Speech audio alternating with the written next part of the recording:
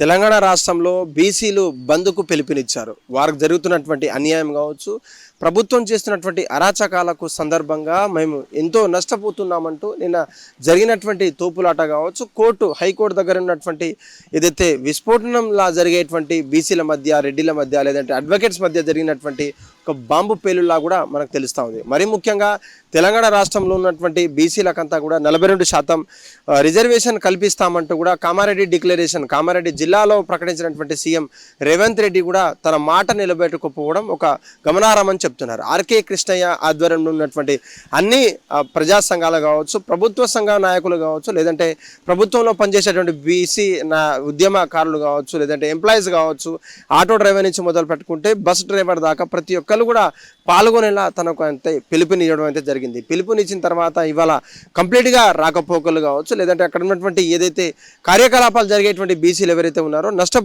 ఎంత నష్టపోతున్నాం అనేది ప్రభుత్వానికి మనం చెప్పాల్సినటువంటి అవసరం కనిపిస్తుందని చెప్పేసి కూడా తను పిలుపునివ్వడం అయితే జరిగింది. నిజంగా తెలంగాణ రాష్ట్రంలో బీసీలకు 42% రిజర్వేషన్ కల్పిస్తామంటూ కూడా కాంగ్రెస్ ఇన్ని రోజులు కాలయాపన చేసింది.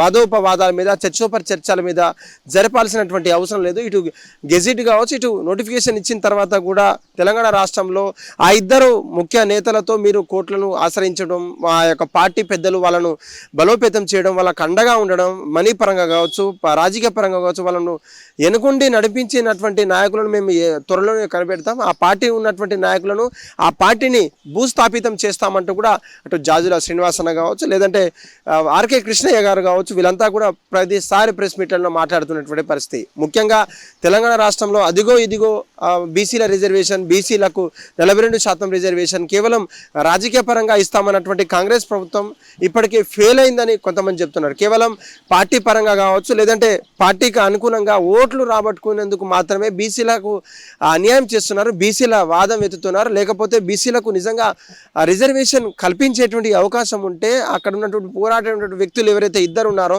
వాళ్ళను పిలిపించి మాట్లాడి వాళ్ళతో కేసు విత్డ్రా చేసేందుకు కృషి ఎందుకు చేయట్లేదు, ముఖ్యమంత్రులతో సహా అక్కడ ముఖ్య నాయకులు ఎందుకు చేస్తలేరంటూ కూడా వాళ్ళని ప్రశ్నిస్తూ ఉన్న పరిస్థితి. నిన్న హనుమంతరావు కావచ్చు, విహెచ్ రావు అక్కడ ఉన్నత న్యాయస్థానాలతో చర్చలు జరిగిన తర్వాత బయటికి వస్తున్నటువంటి న్యాయవాదులతో కూడా కొంచెం కొట్లాట జరిగిందని కూడా మనకు తెలుస్తూ ఉంది. రానున్న రోజుల్లో కేవలం రాజకీయ పరంగా రిజర్వేషన్ ఇస్తామని ముందుకెళ్ళినటువంటి జీవో కావచ్చు, ఎలక్షన్ కమిషన్ కూడా ఇచ్చినప్పటికీ ఎలక్షన్ కమిషన్ కూడా బ్రేకులేసే విధంగా జడ్జిమెంట్ ఇచ్చిందని చెప్పొచ్చు తెలంగాణ హైకోర్టు నేపథ్యంలో జరిగినటువంటి ఈ యొక్క సంఘటనను జీవో నెంబర్ 9ని రద్దు చేస్తూ షెడ్యూల్ ప్రకారంగా ఎక్కడో పార్లమెంట్లో చేయాల్సినటువంటి ఏదైతే ఘటన, ఏదైతే సంగతి విషయం అంతా కూడా ముఖ్య నేతలకు తెలిసినా, మినిస్టర్లకు తెలిసినా కేవలం శాసనసభలో, చట్టసభలో చేస్తే ఎంత దుర్మార్గం అంటూ, ఇప్పుడు కనుక మనం ఒకవేళ చేస్తే బీసీలకు నిజంగా అన్యాయం జరిగిపోతుందంటూ కూడా బీఆర్ఎస్ నాయకులు చెప్తున్నటువంటి పరిస్థితి.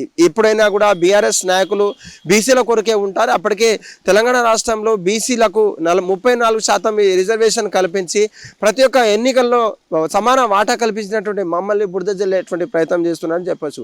ఈ యొక్క జరిగిన నేపథ్యంలో బీసీలకు బీసీల వాదాన్ని, బీసీల మనోభావాలను దెబ్బతీసే విధంగా తెలంగాణ రాష్ట్ర ప్రభుత్వం యోచిస్తుంది. కాబట్టి ఈ యొక్క బంద్కు పిలుపునివ్వడం అయితే జరిగింది. నిజంగా రాకపోకలకు సంబంధించినటువంటి, లేదంటే ఇంకేమన్నా బలోపేతం చేస్తారా, బీసీల వాదాన్ని ఇంకా ఎలా గట్టిగా వినిపిస్తారు, అటు తీన్మార్ మల్లన్న కావచ్చు, బీసీల కోసం పొట్లాడుతున్నటువంటి తీన్మార్ మల్లన్న కొత్తగా పార్టీ పెట్టి, లేదంటే ఇటు జాజుల శ్రీనివాస్ గారు కావచ్చు, లేదంటే ఆర్కే కృష్ణ కావచ్చు, మరి ముఖ్య నేతలతో వాళ్ళంతా కూడా సంఘటితమై బీసీల నాయకుల యొక్క బలోపేతం చేయడానికి మేమంతా సిద్ధంగా ఉన్నట్టు కూడా ఈ యొక్క బీసీలకు సంబంధించినటువంటి ఏదైతే తెలంగాణ బంద్ ఉందో దానికి పిలుపునివ్వడం, ఇదంతా కూడా సక్సెస్ అవ్వడం కూడా జరుగుతుంది. కొన్ని ప్రాంతాల్లో ఇప్పటికే రవాణా కావచ్చు, లేదంటే షాపులు కావచ్చు, లేదంటే సరుకులకు సంబంధించినటువంటి అంతా కూడా అంతరాయం కలిగించేటువంటి అవకాశం కూడా మనకు కనిపిస్తూ ఉంది. హిట్ టీవీ యాప్, ఇందులో short news, live news, entertainment shows, movies, digital magazines తో పాటు మీ జిల్లా వార్తలను కూడా ఫ్రీగా చూడొచ్చు.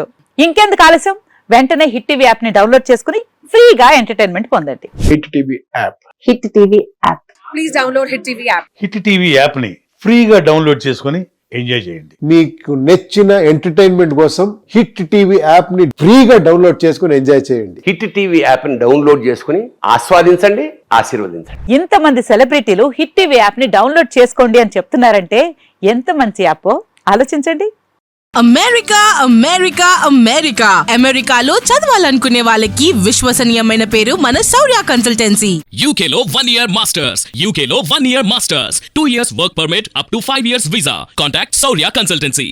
Contact 89851 89851.